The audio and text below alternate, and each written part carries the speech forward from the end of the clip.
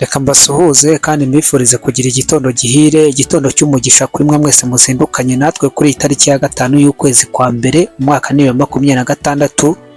Dusigaje iminsi 26 uku kwezi nako kukarangira. Tuje mu makuru yacu ya mbere aho turi buze kugaruka ku ngingo zikomeye. Ndagaruka kuri Colonel Charles cyangwa Colonel Karori n'abasirikare be 360 bamaze kwitanga mu maboko ya FARDC naho byabereye. Ndagaruka kandi mu bice bya Katongo ni muri Kivu y'Amajyepfo by'umwariko muri teritwari ya Uvira. Katongo mu buryo bwuzuye 100% yamaze kugera mu biganza bya FARDC. Ndagaruka kandi ku baturage batuye mu makaritsiye atandukanye hano muri Uvira mu masaha y'umugoroba bamaze kwemeza yuko bahumvise imbunda zituragurika, bamwe bagatangira gukwira imishwaro umugoroba ubiriyeho badafite aho guhungira. Ntabwo byoroshye, ndaza kunyura ku ngabo z'u Burundi zirimo ziravugwa zikabakaba hafi 9,000 zigerereje zamaze kwicara niba ari ukwicara nimba ari uguhagarara mu rugerero aho zitegereje akazakoma katurutse i Kigali, ubundi bagahita babaha ibyabo bakabasubiza ikibakwiriye. Ibyo byose turabigarukaho aho tugiye kubiva imuzi n'imuzingo.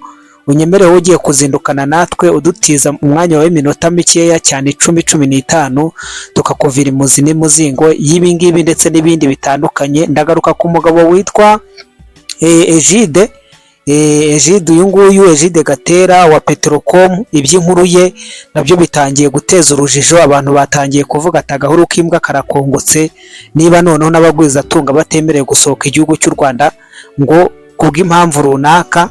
Ijambo perezida yavuze burya ntago ryarebaga abayobozi, ntago ryari ry'abaminisitiri, ahubwo buri munyamafaranga cyangwa buri mugwizatunga wese ararebwa n'iki kintu. Ntiyemerewe kurenga intambwe imwe nubwo yaba santimetero imwe ashingura ikirenge asohoka mu mipaka y'u Rwanda. Ibyo byose turabiva imuzi n'imuzingo. Nyemerera wowe uri kumwe natwe uze kudusigira igitekerezo cyawe muri commentaire, ubundi udutize inkunga yawe, udutere inkunga yawe muri uku kwezi kwa mbere, uduha like, ukora share, ibintu bigende neza. Wanadusanga kandi ku Nkubi Media TV cyangwa hano ku Nkubi Official TV, hose turahari, tuhabaye 5 ku kandi nawe ubane natwe. Ntatindiganyije rero reka mpere kuri iyi nkuru. Ni inkuru yagiye hanze mu masaha y'umugoroba mu masaha y'isa 3 z'ijoro. Inkuru yavugaga ibya Uvira, mu mujyi wa Uvira by'umwariko mu makaritsiye ya Kabindura, Karundu, Karimabenge. Muri utu dukaritsiye humvikanye cyangwa havugiye induru y'imbunda n'amasasu, aho byavugwaga yuko hari uguhangana kwabayeho ku mwanya hagati ya Wazalendo na FARDC, hagati ya Wazalendo na FARDC bahanganye n'inyeshyamba za 23. Ni mirwano yaciye igikuba, abaturage batangira gukwira imishwaro bibaza aho bagiye kurigitira muri iryo joro. Bamwe batangira kubundabunda mu bihuru, ariko imirwano ivugwa yuko itamaze umwanya munini yaje guhita ihagarara nka nyuma y'isaha imwe. Abantu barongera bumva habayeho agacerere, humva habayeho akantu ko gutuza, ariko murabyumva yuko ahantu imbunda yavugiye ntabwo abaturage basinzira ngo bashyirweyo, bari ukuryamira amajanja, akantu gakoma gato bagahita bashigukira hejuru. Abona ko abaturage b'Abanyekongo bamaze kubikange, bamaze kuba abantu bahabuwe n'imbunda n'urusaku rwazo. Kandi si muri ibi bice bya Kirimabenge, Karundu na Kabindura, ahubwo indi mirwano yumvikanye yabereye muri Katongo. Katongo ngira ngo mu mazi iminsi muyibona mu makuru atandukanye, Katongo ndetse na Kigongo. Ahangaha amazi iminsi habera uguhangana gukomeye. Kuri iyi tariki ya 4 rero yashoje mu masaha y'umugoroba, amakuru yagiye hanze nuko Katongo yamaze kuba tombe, wa mugani wazanyeshyamba yamaze kuba rekipere, ntabwo yabaye tombe. Katongo yabaye rekipere, FARDC yayishubije. Amakuru akagaragaza yuko izi nyeshyamba za 23 ahubwo zavuyemo zirimo zirahindura icyerekezo ziva muri Uvira zerekeza mu bice by'amajyaruguru, mu majyaruguru ya Uvira zerekeza mu bice bya za Fizi.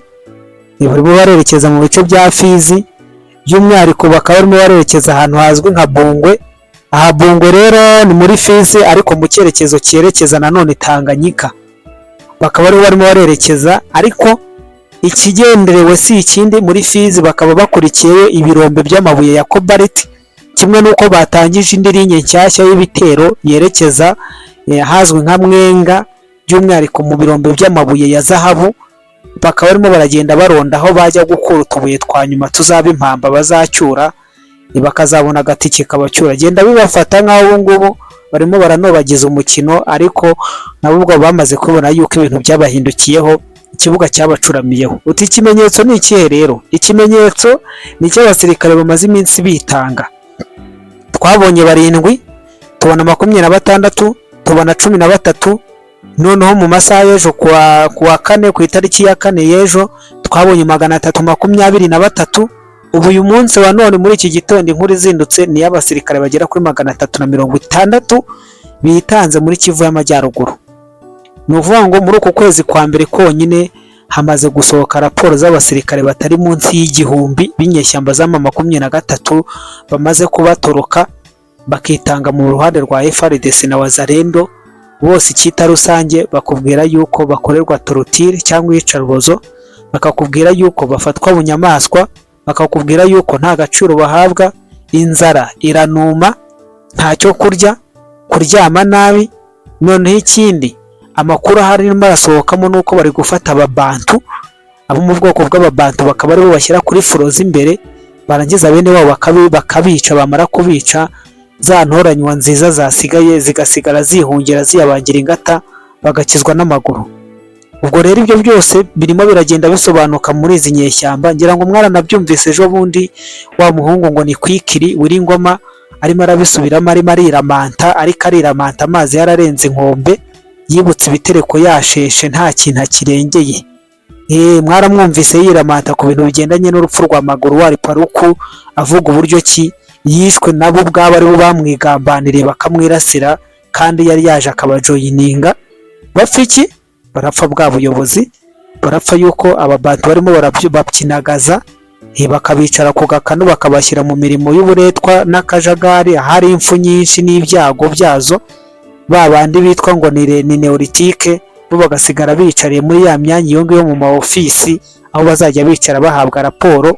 Abandi bakajya aho bazajya bahura n'amafaranga. Mwarabibonye ibya mushiki wa Makenga, induru yateje, iby'umugore wa Makenga n'umugore wa Bodowe, by'uburyo kibigabanyije Bukavu na Goma, aribo barekipera, aribo ba distributingamo ibigendanye n'ibiribwa n'ibyo kunywa n'ibiki byose by'ibanze bikenerwa mu buzima bwa muntu. Ibyo byose ni birimo biratuma izi nyeshyamba zigenda zisenyuka buhoro buhoro. Ntabwo natinya kuvuga ngo barimo barakora nk'isabune. Kabone nubwo nyine barimo baragenda batangiza ibitero mu mapozisiyo atandukanye mu mazone ataramwe, ariko barimo barabyina umuhamirizo, barabyina wa wundi wo gusoza, babyina basohoka bava mu rugamba. Nta mibyinire ntayo, izo bateze baraziteze, izisigaye barimo barazitega zikabajabuka, zikajya zisimbuka imitego. Reka mva ngaho kubitubwira yuko hano muri teritwari ya Rucuru na Masisi niho habereye uku kwitanga kw'abasirikare bagera muri 360 bari kumwe na koroneri wabo, koroneri Karori cyangwa koroneri Shariri. Abangaba bamaze kwitanga mu maboko y'ingabo za guverinoma zifatanyije na Wazalendo. Iki ni ikikubwira uburyo kinyine bamerewe nabi, ibintu bitameze neza muri bo, harimo ibibazo bitandukanye, kuko abakabaye babarwaniye barimo barabacika. Kandi ntekereza yuko gufata umutwe w'inyeshyamba nk'uyu nguyu ugatakaza abasirikare 300 magana ngahe, abasirikare 1000 bakagucika mu cyumweru kimwe, ni ikimenyetso simusiga kiba kikwereka yuko ibyo urimo nta kintu birimo birabafasha, bamaze kugutera icyizere. Nanakubwira yuko FARDC nayo yongeye gusora itangazo ihamagarira abasirikare bose bahoze muri FARDC, baba batwawe bugwate bunyago cyangwa se abagiye bakajoyininga zino nyeshyamba, barababwira bati mugaruke mu myanya yanyu, nimero zibaranga turacyazifite, amazina yanyu aracyahari, imishahara yanyu iracyabarwa, mugaruke musubire mu myanya yanyu. Icyo ni ikindi, n'undi mwase wo mu bitugu bakubise Makenga, noneho kuba n'abasanganywe byarabajyanye bizeza ibitangaza, bakaba bageze uyu munsi none bafatwa nabi, bakaba bumva hari ijwi ririmo rirababwira ngo waje ugafata amafaranga yawe wakoreye, ko tutabara igihe wamaze waragiye ko umwana w'ikirara nubwo yagiye akaba ikigoryi yagarutse kwa Samwakira. Ibyo rero biratuma noneho baza kubashiraho burundu. Makenga azajya kwiroturuva, yiroturuva asanga ameze nk'inkoko itakigira moya, ubundi yabangira ingata yirukanka, we n'abashebuja bamutumye yirukanka ahunga. reka mvaho ngaho ngaruka i Kigali mvuge ngo iryavuzwe riratashye. Umusaza burya yabahanuriraga bakabyumva, babandi bari bicaye muri ya nama ya kongere ya FPR yarabibabwiye bagira ngo ni ibintu by'imikino. Ndabihera ku mugabo witwa Egide Gatera. Uyu nguyu niwe boss wa Petrocom, ino sosiyete izaniye ukomoka kuri peteroli mu Rwanda. Uyu ni umugwizatunga, yafite imirimo itandukanye za Mountain Tea n'ibindi, afite imishinga iremereye. Uyu mugabo rero inkuru ye ntabwo ari inkuru nziza. Uyu mugabo yagize ikibazo cy'ubuzima, ashaka kujya kwivuza mu mahanga, ariko baramubwira bati ntabwo uzi icyo boss yavuze yuko nta muntu uzongera gusohoka igihugu, ugomba kwicara hamwe. Byatumye afata umwanzuro w'uko byabasabye yuko bamutumirizaho abaganga bakava Beijing, bakava mu Bushinwa, bakazinga ibikapu byuzuyemo iyo miti n'iki. Abaganga b'inzobere bagiye kumara iminsi itari munsi y'10 mu Rwanda, bakaza bakita kuri uwo mugabo. Ni iki kibitera rero? Ni ikikwereka yuko mu kuvuga ngo muzehe yaravuze ati twasangiye ibyiza, mwicare hamwe dusangire n'ibibi. Nta mpamvu yo kubona binkomeranye ngo mushake kwirukanka mu nsige.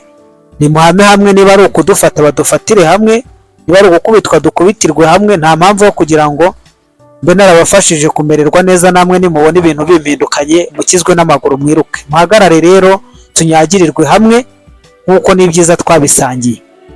Burya bajya baca umugani ngo ntagahora gahanze, kandi narabibabwiye ngo n'uw'isi itarakaranga burya ibikimushakira ibirungo.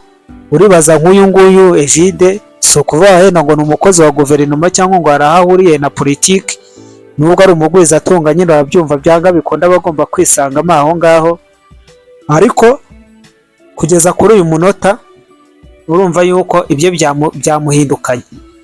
byamuhindukanye. Nta mpamvu n'imwe yari afite yamubuzaga kuba yajya kwivuza hanze, ariko kubera yuko nyine ari itegeko ryavuye ibukuru yuko basangiye ibyiza n'ibi bagomba kubisangira, agomba gukuma hamwe. Ukibaza uti amafaranga abo baganga bagiye kuza bakamara mu Rwanda bazahembwa, konsomasiyo bazagira bazakonsoma n'ahangaha ko batazarara muri rogi, urumva ari mu mahoteli meza. Ibyo bintu byose bizishyurwa birangana n'amafaranga yari kuzakoreshwa n'uyu mugabo, agafata rutema ikirere akabasanga iwabo bakamuvura ubundi akagaruka. Noneho kuri ibyo ngibyo yongeraho na saleri y'iminsi bagiye kumara mu Rwanda badakora, aho bagomba kuzajya babarirwa saleri ya buri munsi. Icyo ni ikikwereka yuko uyu mugabo ni umunyamafaranga pe, arayafite. Ariko noneho urumva nubwo afite menshi ukaba wayagereranya n'agiye gutanga na serivisi akeneye yagombaga kugenda akahabwa, ntago bihura. Ni ikikwereka yuko harimo runtu, ni ikikwereka yuko ishyamba atari ryeru, ibintu si byiza. Ngira ngo ejo mwabonye inama yabaye igitaraganya i Kigali nyuma y'ifatwa rya Maduro, aho perezida yahise atumizaho inama y'igitaraganya. Byerekana neza yuko hari ikibazo gikomeye, hari ibintu bitari kugenda neza. Ngira ngo kuba barabonye ibyabaye kuri Maduro baravuze bati ibintu bishobora kuba natwe ari twe bigiye kubaho. Rero bakaba barimo bariga icyo bagomba gukora, Delta Force itarabahinguka hejuru ngo ibagweho. Dore ko nabonye amakuru avuga yuko Maduro we banamusanze mu gitanda kiryamye n'umugore, abakomando b'abanyamerika bakamugwa hejuru. Ubwo rero ngira ngo n'ahangaha niko biri buze kugenda nibareba nabi. Ariko bo n'abanyabwenge baraza kugira ukuntu biporoteja.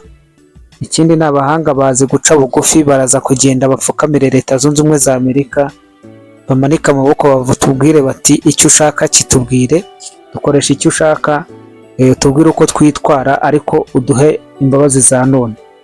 Ni ukubitegereza tukareba rero ngo mbese biraza kugenda bite.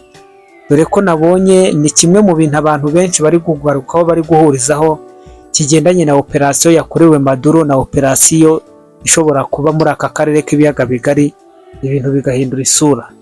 Ndabashimiye, reka mbifurize gukomeza kugubwa neza no kugira igitondo gihire. Turaza gusubira nk'ibisanzwe.